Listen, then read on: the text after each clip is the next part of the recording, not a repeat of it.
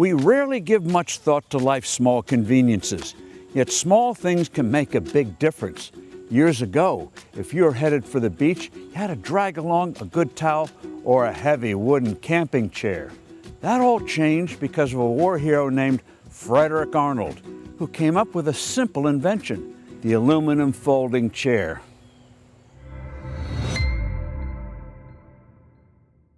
Fredric Arnold was born to Russian Jewish parents in Chicago in 1922. Since childhood, he loved to draw, and by the 1930s, he was working as a cartoonist for the Hearst newspapers. When the Japanese attacked Pearl Harbor, he joined the Army Air Corps and became an ace pilot. He flew 50 combat missions. He was shot down twice and escaped from a German prison camp, only to fly still more missions. Arnold was one of the only members of his unit to survive combat and was awarded the Distinguished Flying Cross. It was after the war that his big entrepreneurial achievement took place. During the summer, Arnold and his wife Natalie enjoyed relaxing on the Long Island beaches. What they didn't like was dragging along a heavy wooden camping chair. Arnold came up with an answer: a folding chair made with aluminum, a metal coming into wide use in the 1940s. Arnold found a way to make aluminum bend, which was a breakthrough at the time. His creation was so lightweight that a child could carry it, and it was collapsible and easy to store.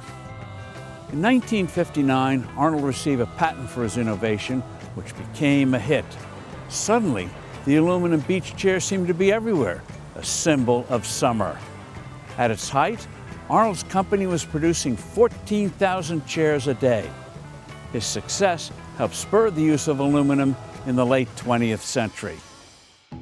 Outside his growing business, the war hero and creative inventor also found success in a colorful array of pursuits. In the 1980s, he was an actor who appeared in a variety of hit films and television shows, including the TV series Hill Street Blues and one of the Naked Gun movies. He published a novel based on his wartime experiences and was a frequent public speaker.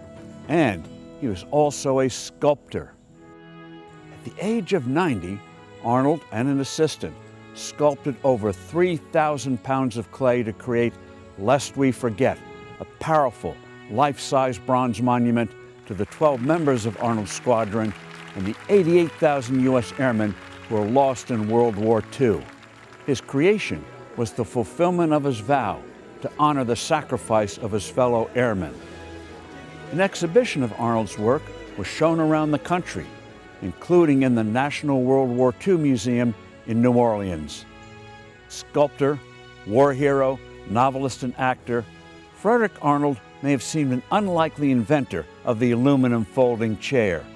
Yet his creative, venturesome nature was at the heart of his free market achievement. He saw a new use for an industrial product, one that we still enjoy today. Arnold passed away on Memorial Day in 2018. I'm Steve Forbes.